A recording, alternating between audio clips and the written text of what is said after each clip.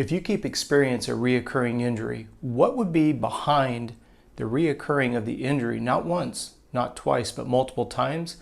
Let's take a look at a couple solutions to this frustration.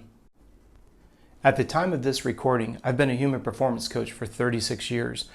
Reoccurring injuries is something that we hear about all the time, especially when we pick up clients from other training programs. And I wanted to elaborate in this video what you can look for if you're encountering the same type of frustration. Regardless of whatever your preferred sport of choice, or if you don't consider yourself an athlete, whatever type of exercise you enjoy on a regular basis, we have to recognize that improper biomechanics is a byproduct of an overuse injury. Now, maybe I shouldn't use the word injury so early, but overuse patterns. It could be a muscular imbalance, and it could be a combination of strength and flexibility, also known as range of motion, being out of alignment. Let's take a look at each one of those. When we're looking at repetitious ranges of motion, repetition, let's take something very simple like running. If you think about the repetitive pattern of your heel coming up towards your bum, the amount of hamstring activation, the amount of quad, the amount of gastrocs, your calf muscles, right? Every time your body fully loads on the ground, quads are a stabilizer. Then when your feet hit the ground and you begin to toe off, your calves, and then your hamstrings are all involved. I'm doing that very abbreviated for the sake of illustration. Well, you can imagine running an hour every day. The repetitive pattern is going to start to tighten up those muscles, every one of them that's engaged, particularly in a specific range of motion. An easy way that I can get you to feel what this means and what it looks like is the next time you're out on your run for 30, 40 minutes, or if you're a walker, walk for 30 or 40 minutes.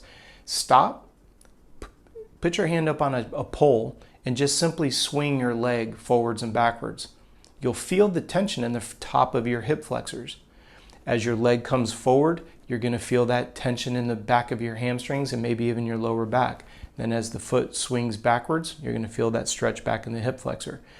What's happening is, if I were to film you while you're running or walking, your foot hits the ground pretty much the same spot every time. The amount of distance that your foot travels behind you is about the same every time. The way that we break that up with our athletes is we change the speed, believe it or not. The quicker you run, your biomechanics will change. How quickly the lower leg recovers, there's a bunch of science behind it. That's not what we're talking about here today. When we're looking at the idea of a nagging injury associated with improper biomechanics, stems from repetition, repetition, repetition. The muscle starts to fall into a very tight range of motion, which causes it to become what we refer to as hypertonic, tight within the belly of the muscle tissue. When we look at muscular imbalance, if you're somebody who comes from a particular sport where you might be one muscle dominant, like for example, we work with professional BMXers. Well, with the gait start, especially if they're, if they don't change up their starting leg, let's say that they start with their right leg, the right quadricep is going to overdevelop at the expense of the left leg. That causes some imbalances in the pelvic girdle. It creates a muscular imbalance between the quadricep on the front of the leg and the hamstrings on the back of the leg. I could go through every sport that's out there and walk through the different challenges associated with the overdevelopment of one muscle group just because of the nature of the sport.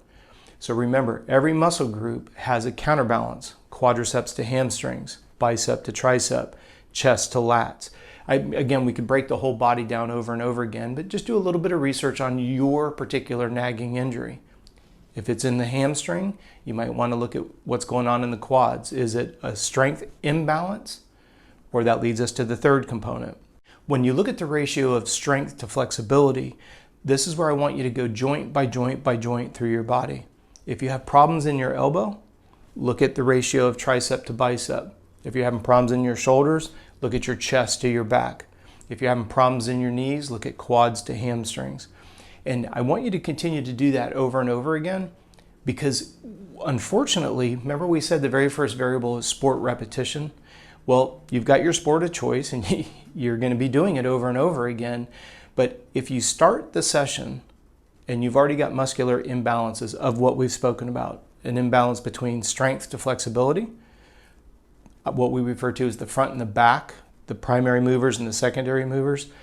If you go through all of those, you're going to be able to eliminate any more nagging injuries because it's going to fall into one of those categories. The subject of this video is about biomechanics. Biomechanics are a byproduct of strength ratios, strength to flexibility ratios, and offsetting the repetitious patterns associated with your sport of choice.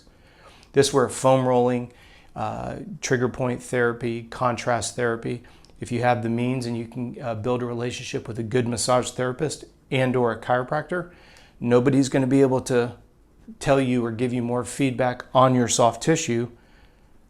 Think about it. A chiropractor and a massage therapist will know your body better than yourself, and they can help you identify patterns before they become a problem. I hope this video has helped. We do recognize that there's a lot of elements associated with human performance, and that's why we put these videos together. We put a video out every day, so please like and subscribe if you haven't done so already. And if you ever have a question that you feel you can't find the right answers for, or like in this video, we've had people who have had just injury after injury after injury. If there's something that we can help you with, we'd be happy to. Send us an email, contact@coachrob.com.